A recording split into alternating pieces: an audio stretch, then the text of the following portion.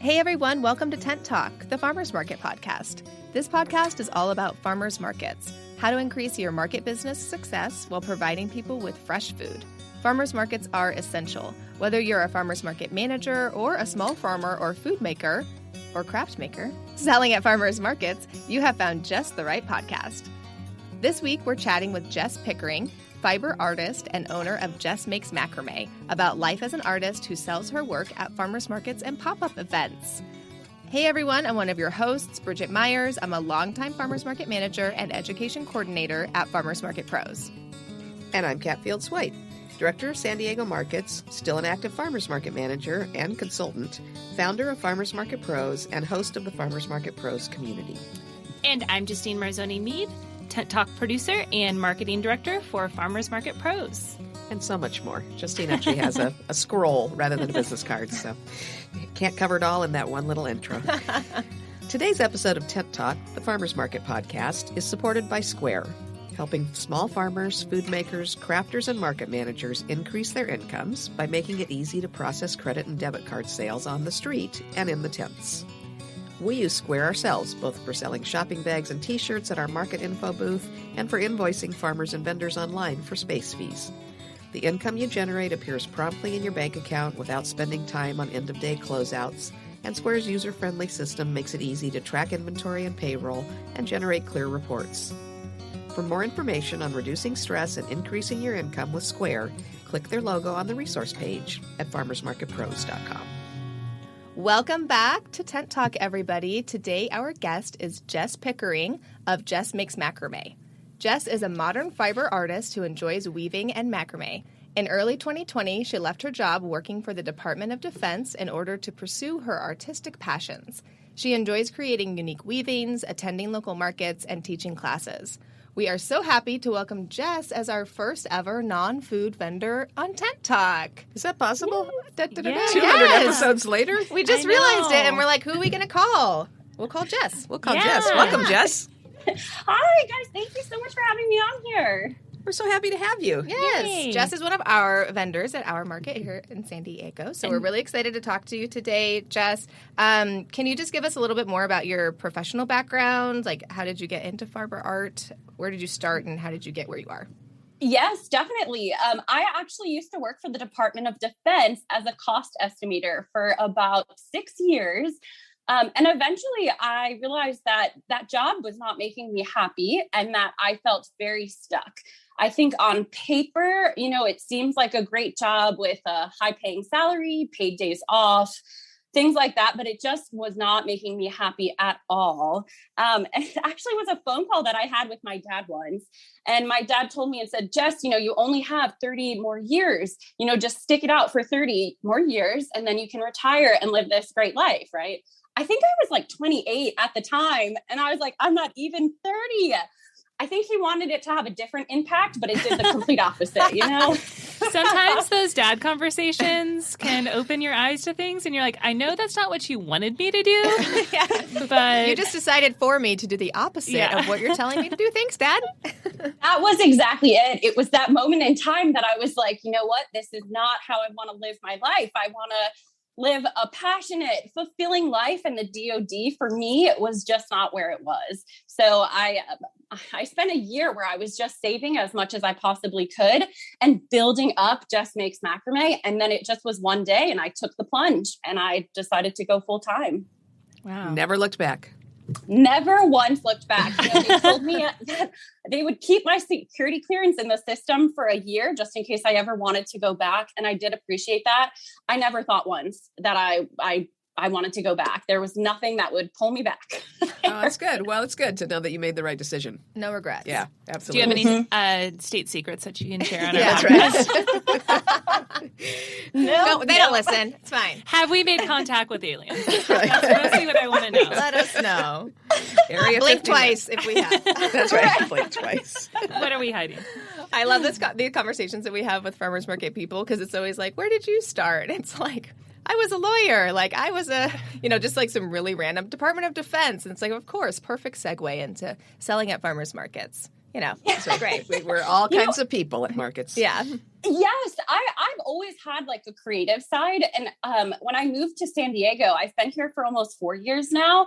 I started actually with calligraphy. So I would sell hand lettered signs at the Etsy market, which would meet just once a month. And that was perfect while I was doing my full-time job. So I've always had some connection with farmers markets. And then I realized, wait, after talking with other vendors, like this could be a full-time job. Like we can make this work. I love that. And so you started with that. And then, so how did you get into like doing fiber art? And if for some of our listeners that might not be familiar with macrame, can you just kind of explain what that is and the stuff that you do now? Yes, definitely. So I started getting into fiber art from actually when I was really young. My grandmother taught me how to knit. And then when I was in college, my great aunt taught me how to crochet, and I fell in love with crochet. So I've made tons of baby blankets, scarves, things like that. And it wasn't until when I was in San Diego, I was actually just attending as, a customer, a local market. And I found macrame. And at the time, I felt really stuck with calligraphy. It no longer brought me joy. And it really was very stressful. I was working with weddings in calligraphy. And I had 2 weddings back to back that just exhausted me. And I kind of lost my spark.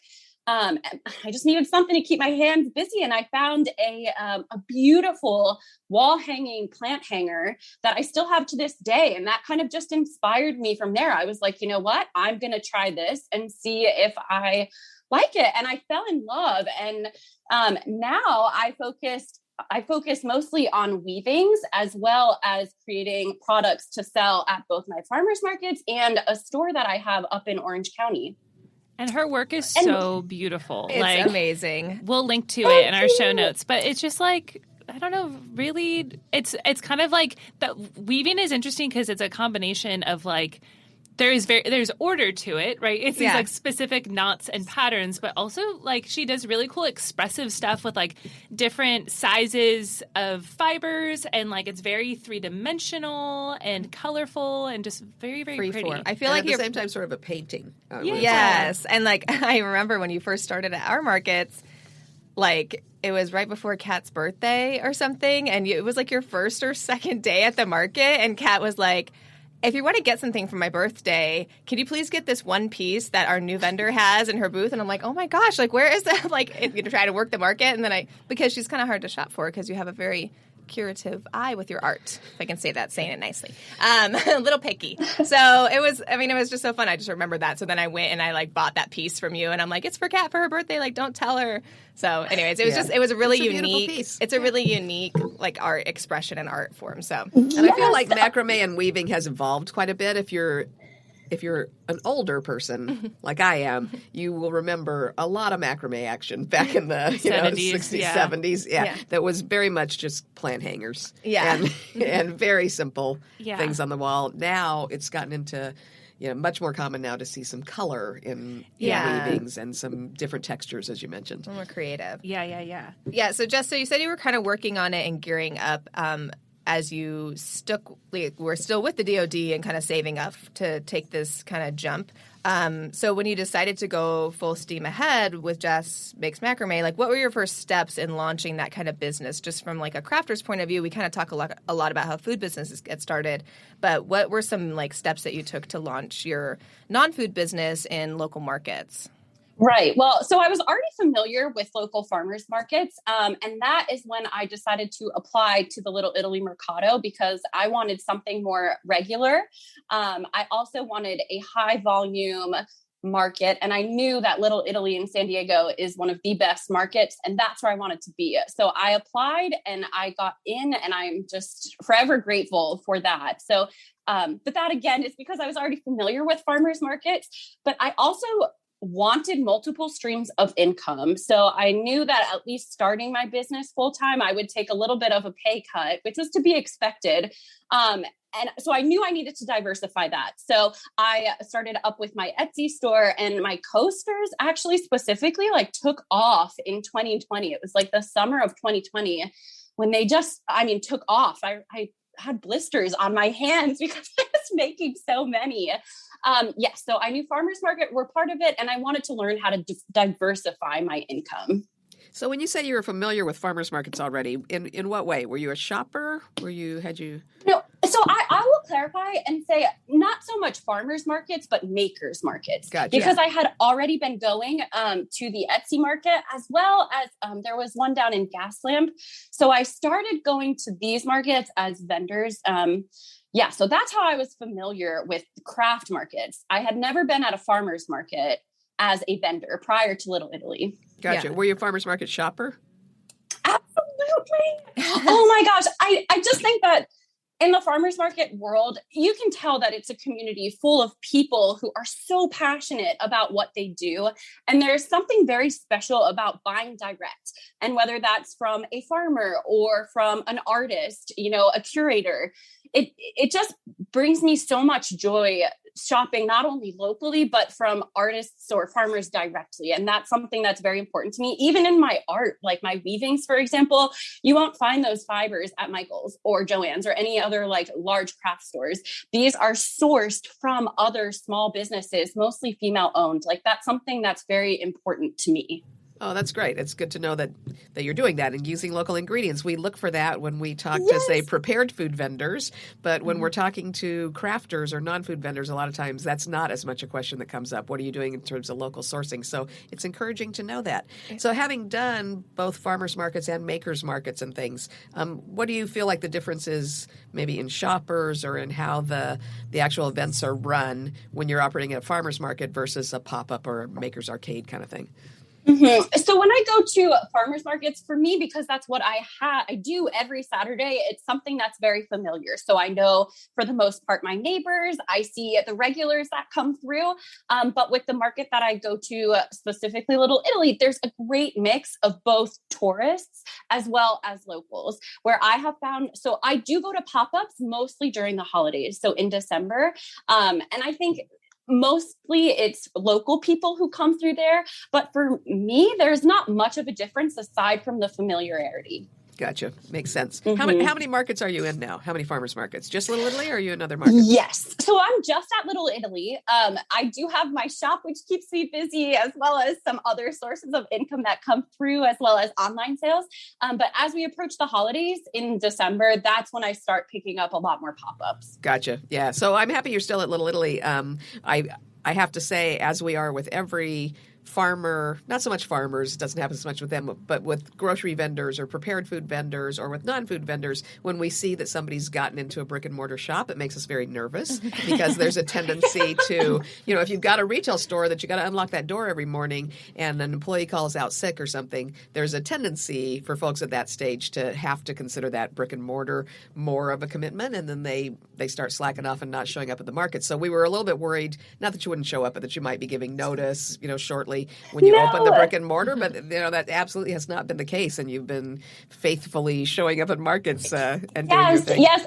I have a business partner. Her name is Jeep, and she is the one who takes care of most of the shop up there in OC. She lives up in OC, and I always I never wanted to move up there. I love it here so much, and to be specific, I love going to the market. Like it feeds my soul. I think that it's important to me, the relationships that I have with other people. And I think with that in-person farmers market, I get that every Saturday, whether that is, my market neighbors, I consider them my close friends, or maybe that's the regulars, where I talk to and ask people how their weeks have been, or even, the people who I will never see again, but we have this connection through fiber art, or, I hear people who are older come through and they say, oh, I remember when, and it's just so nice. Like, I don't think I will ever give up that farmer's market. Yeah, it's a great thing. I keep saying if I ever retire from managing markets, I'm going to set up my little stand and, sell escargot or something. Sell advice. Yeah. Sell advice. That's such right. a good I'll put one of those community. signs like Lucy from the old Charlie Brown thing. Yeah. Advice, 5 Put it in cents. there. Yeah. I feel like you're just such a good community builder at the market too. Yeah. I mean, obviously a lot of our vendors are, but you do a great job of just getting along well with your market neighbors and like having a positive attitude about it. And it's being just chipper like, being early chipper. in the morning. Yeah, it's just such a lot joy. of times if we get a new vendor who's Yeah. brand new to the whole market scene or brand new to having a product out there and talking to customers, we think about, can we put them close to Jess because she's such a positive influence. She's always up, always positive, always concentrating on the customers and the products, not so much dipping into the gossip and things that can become a thing. Spiraling in out. sometimes. We put you next to the booth that my daughter works at sometimes, so you can keep an eye on her. I'm just kidding. That wasn't the intention, but it's nice that absolutely you're there. So it sounds like you haven't been in a lot of farmers markets, so this might not be as relevant a question as with maybe a crafter that's in a lot of markets or that applies to a lot of markets and has a hard time getting in. But is there something that you wish that market managers knew about artists, non-food vendors, and ways that they could support them better?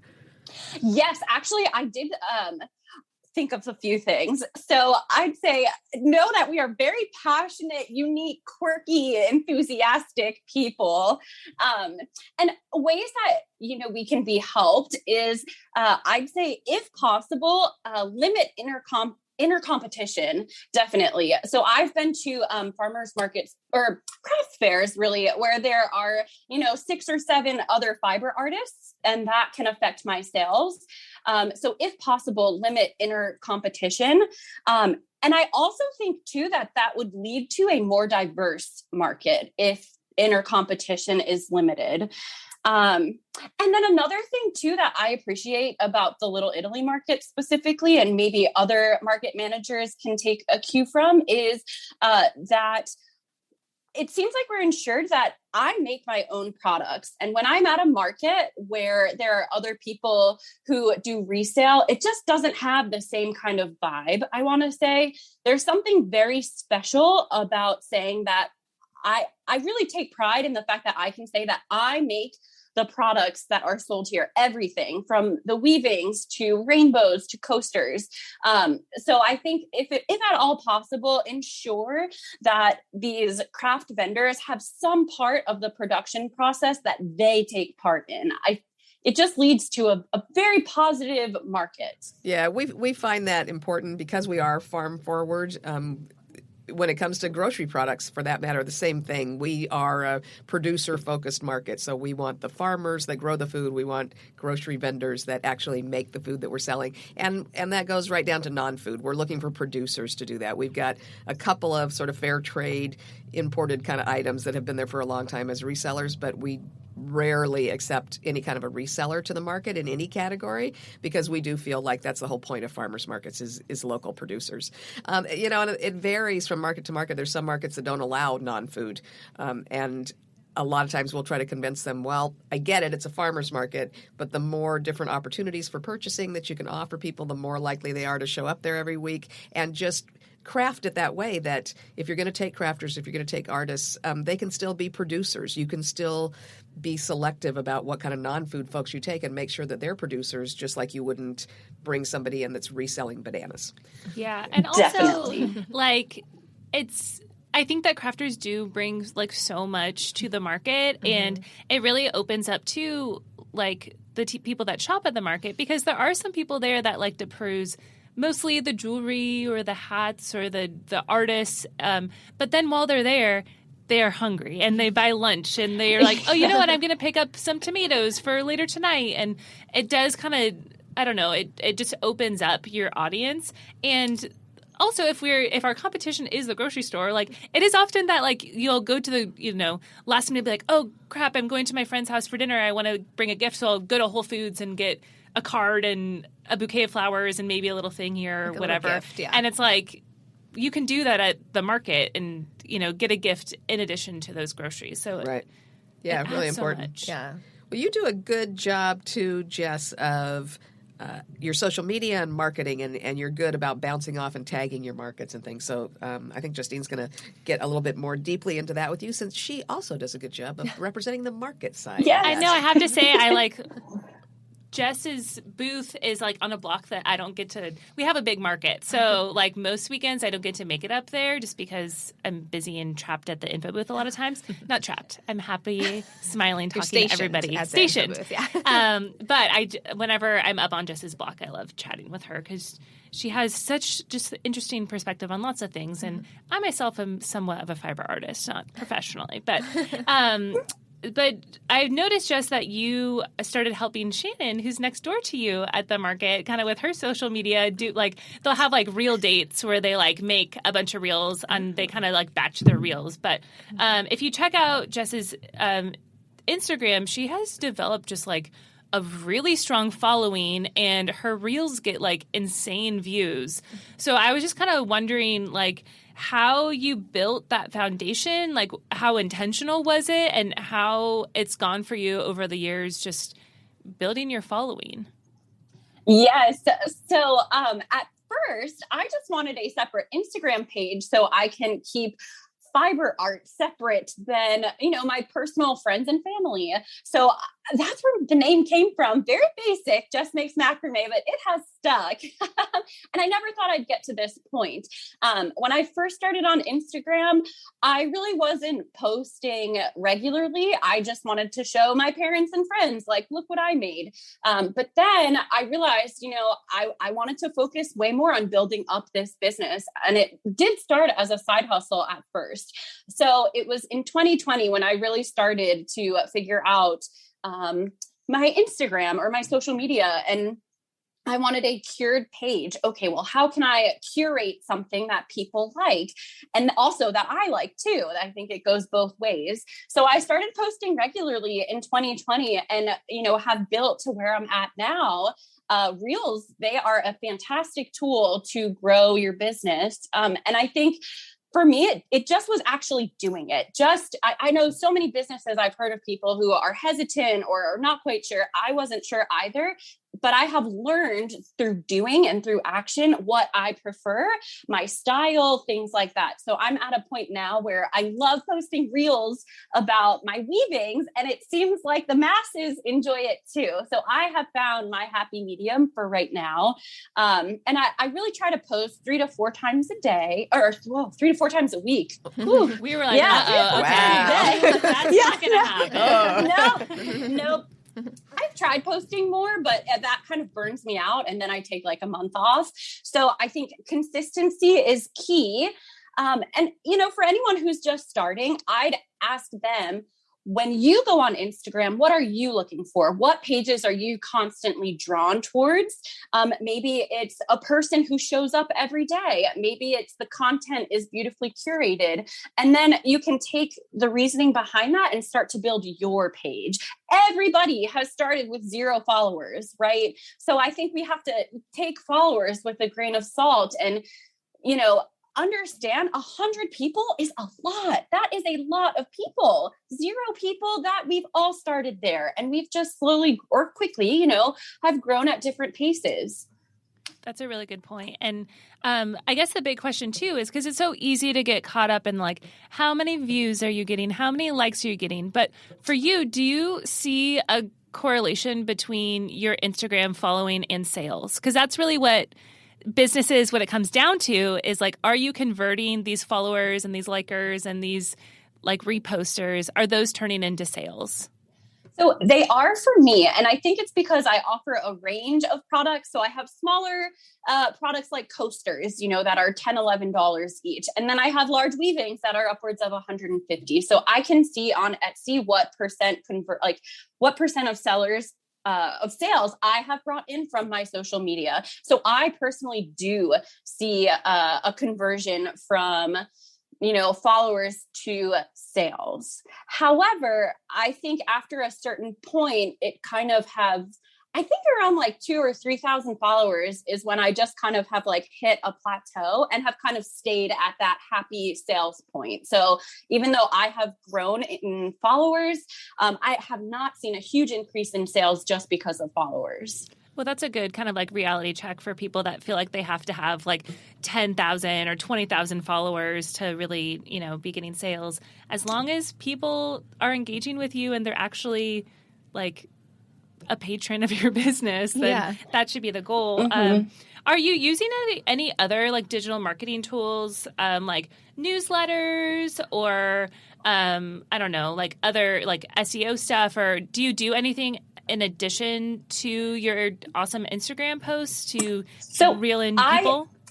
I have an email newsletter, but I haven't sent any out. It's all set up. And that is something that that's like a goal for this year, is to start sending out newsletters. Maybe I can start off slow with just quarterly or whatever I feel comfortable with, because I think it was this year when Instagram crashed for, I don't know, maybe a day or so. But that was a reality check where it was like, I am not in control of this platform. If this platform one day completely disappears, what do I have that I can control? And that by far are email newsletters. So that's something that is in my mind that I need to work on for this year for sure.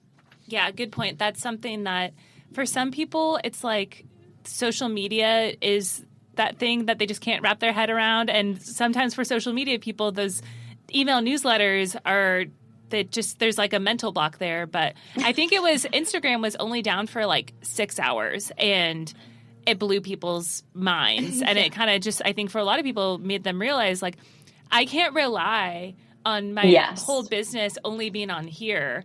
I have to like find a way to reach those people if all of a sudden I wake up and these platforms don't exist anymore. Gone, or they've changed the rules or something, as they often do. I do have to say, when Instagram went down, I had a very dual reaction. It was, oh my gosh, what are we going to do? This is, essentially free marketing. I from the old days where you used to have to pay to place an ad and things. So Facebook and Instagram are really exciting in terms of the reach you can get without spending money beyond your time or paying somebody else's time. And then also a huge sense of relief that, God, we don't have to deal with that anymore. Yeah. Woo! I had a very productive day, I want to say, that day. But yeah, it's good to have that in the back of your mind. And I think as farmers market people too, it's nice to know that a lot of like our business is done in person. Even if there's online sales involved in that, it's like the in-person aspect is not going away. Even a pandemic couldn't keep us away. So the market was there, and we were, able to connect with customers. So just having those different avenues, like all those different eggs in different baskets, I feel like is important. So you also sell on Etsy still to this day, or you have like your own online shop? Yes, I still sell on Etsy. Mm-hmm. Awesome. So what percentage of your revenue typically comes from like in-person markets versus online sales? So for online sales, I'd say about like 10 to 15% of my revenue comes from online sales. And that is Etsy that's pulling in most of the traffic, as well as myself through Instagram. And then for some reason, I have not figured out why, but for the past few years, from July to October, my coaster sales just skyrocket. So that keeps me busy. So I'm like now in my prep time with coasters. Like I've got a bunch right here. I'm always working on coasters because that time's coming up soon.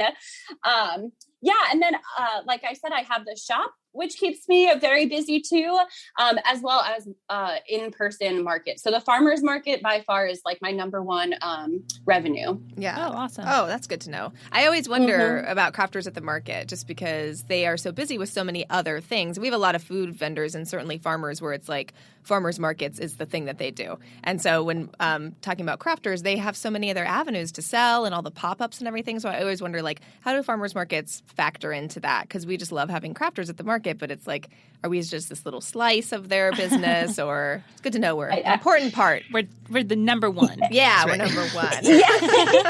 Number one. We can brag. So speaking of making coasters constantly and getting prepped, like how do you balance your time between sales and working at markets and selling things, and then your production, since you are a maker that's making everything and you don't have like a factory, I'm assuming. So how do you make that balance? And I know at the holiday time, our poor crafters are just like, I could see it in their eyes. They're always just so stressed with the production that they need to. Their hands are like bandaged. Oh, they're just bleeding. Yeah. They're not sleeping. They're shaking, drinking their 7 C's coffee. So how do you balance that? And what's something you might want to give someone if like a new crafter is listening, like a tip for that? Yes. So I always try to take at least one day off a week, and I set that day in stone. So for the most part, it's Sundays for me. And then I've been doing this for like a year and a half now full time. So I have my flow that I pretty much stick to, where for me, the beginning of the week is where I send out a lot of my orders, and I also start making content. So that's because towards the end of the week is where I ramp up my macrame. So I'm preparing for the markets with smaller products like coasters, wristlets, things like that. So in the beginning of the week, is when I send off a lot of my online orders, as well as start doing content for weavings and whatnot. Awesome. So it sounds like having kind of a schedule is really helpful, and not just trying to do everything when you have time, because then you aren't going to really get the most important things done. Yes, definitely. I'd say try to stick to a schedule, but I'm saying that, but for me, it doesn't always turn out that way.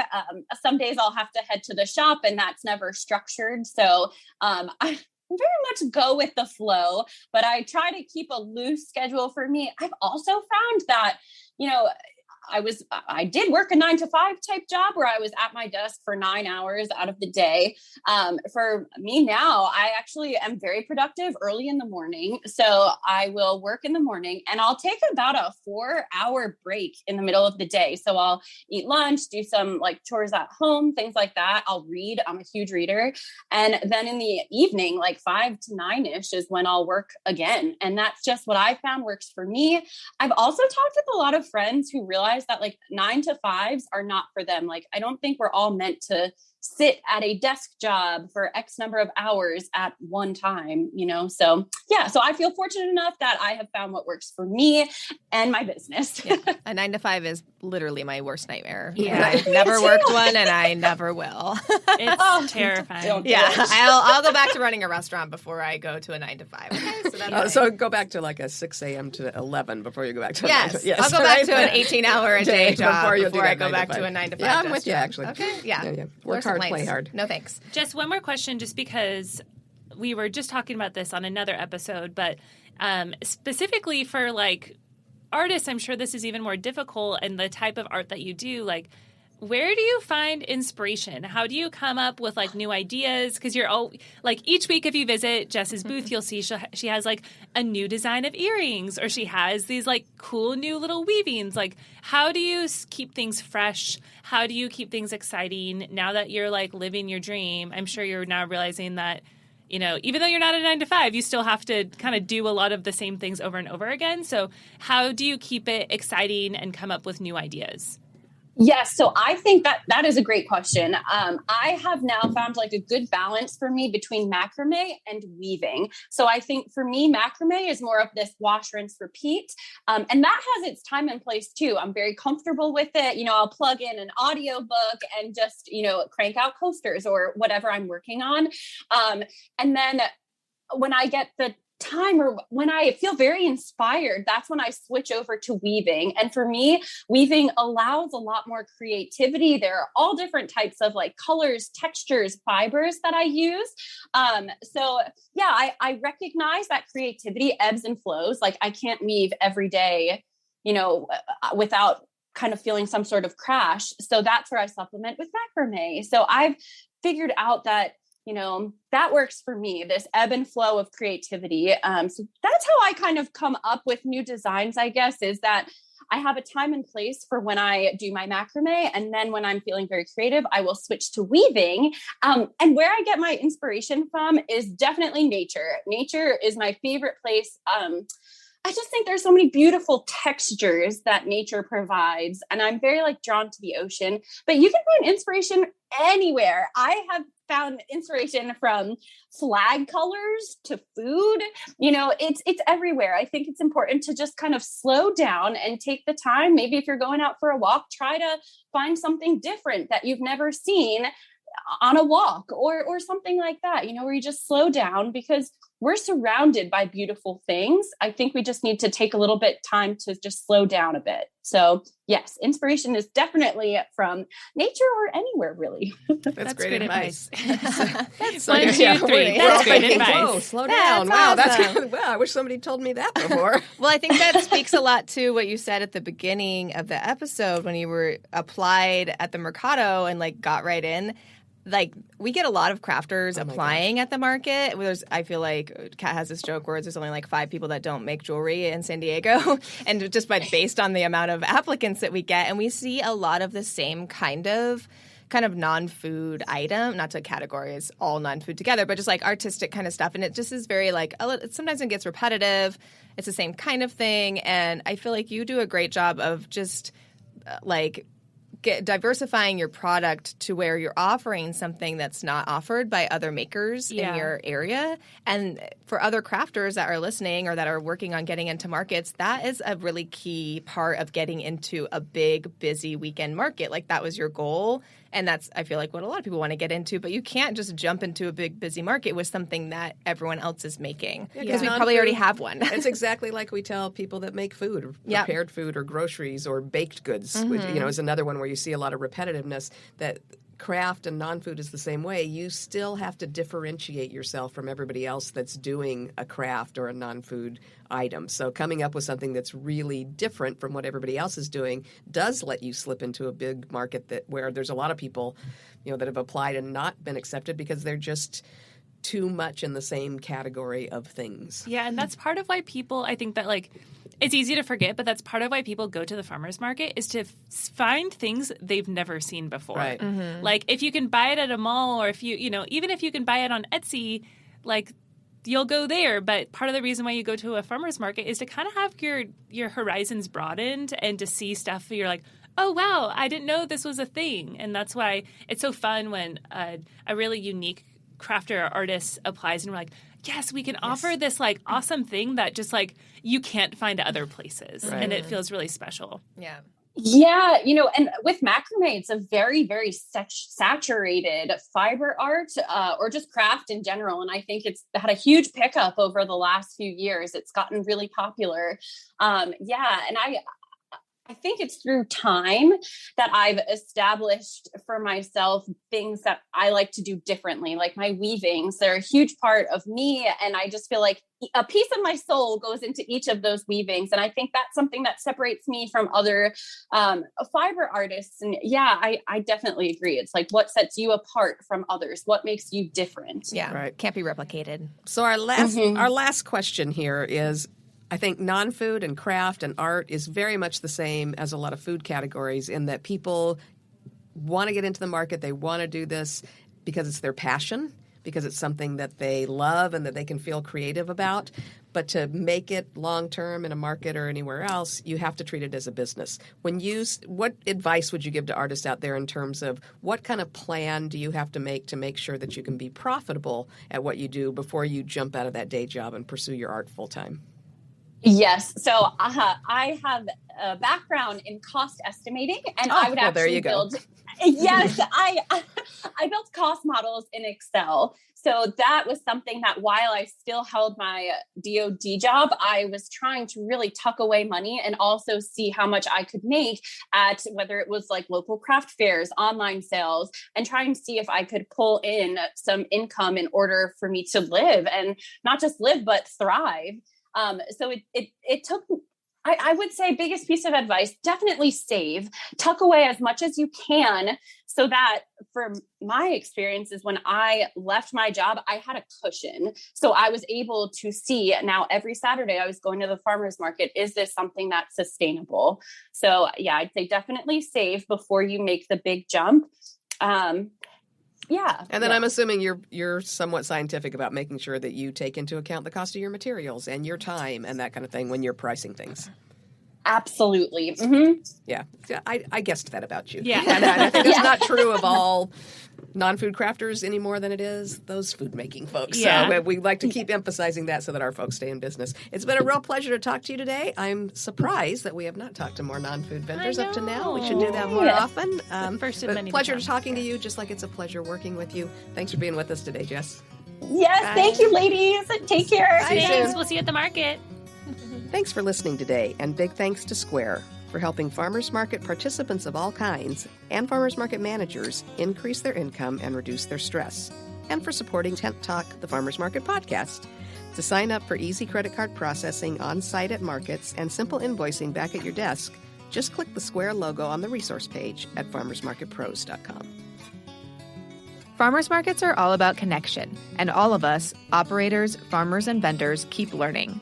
Connect with people just like you from various parts of the country and share what's happening in your area in the terrific conversations over in our private Facebook group, the Farmers Market Pros Community. If you're actively involved in a farmers market, please find us there, answer the 3 qualifying questions, and join the group. You can also message us on Instagram at Farmers Market Pros or email us at connect@farmersmarketpros.com. If you're looking for further education, check out our online course offerings at farmersmarketpros.com. Thanks for listening to Tent Talk. Please leave us a review on iTunes, Stitcher, Spotify, YouTube, or wherever you access your podcasts, and tell us and others how you're enjoying Tent Talk. And be sure to subscribe to our podcast so you don't miss the next episode. Tent Talk, the Farmers Market podcast, is proudly produced by Farmers Market Pros, where passion meets profit. Today's episode was recorded and edited by Justine Marzoni-Mead. Original music by David Mead. Thank you so much for listening today, and we'll have another great episode next week, so tune in.